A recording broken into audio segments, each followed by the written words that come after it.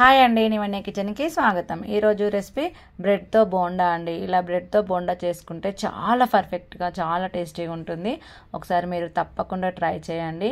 ఎలా వచ్చిందో కూడా మీరు కామెంట్ సెక్షన్లో కామెంట్ చేయండి. చాలా టేస్టీగా ఉంటుందండి. ముందే 2 ఆలుగడ్డలు ఉడికించి తీసుకోవాలి. అందులో కొంచెం కొత్తిమీర, రుచికి సరిపడా కారం, సాల్ట్, చాట్ మసాలా వేసుకోవాలి. తర్వాత వేరొక ప్యాన్లో కాస్త ఆయిల్ వేసుకొని ఆవాలు, జీలకర్ర, కరివేపాకు ఇవి ఫ్రై అయిన తర్వాత కొంచెం పసుపు వేసుకొని మనం ఈ మిశ్రమానికి కొంచెం తాలింపు పెట్టుకోవాలండి.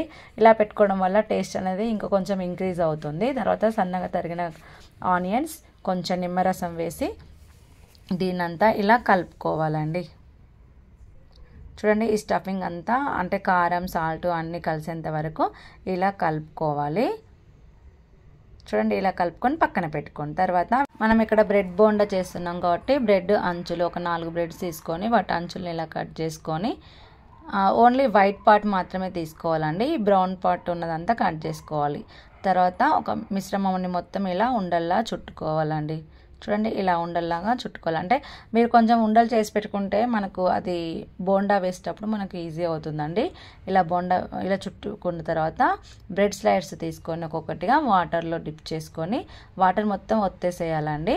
తర్వాత మనం చేసుకున్న బ్రెడ్ ఉంది కదా అండి, అది దానిలో ఫోల్డ్ చేసుకొని ఇలా ఉండలు చుట్టుకోవాలి.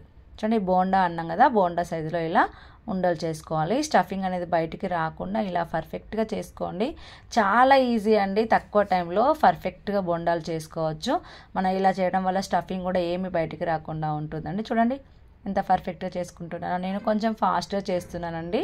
అంటే టైం అయిపోయింది పిల్లలకి, ఇంకా వచ్చే టైం అవుతుంది, తీసుకురావడానికి వెళ్ళాలని కొంచెం ఫాస్ట్ చేశాను. చూడండి, పర్ఫెక్ట్గా వస్తాయండి. మనకు తక్కువ టైంలో కూడా ఈజీ చేసుకోవచ్చు.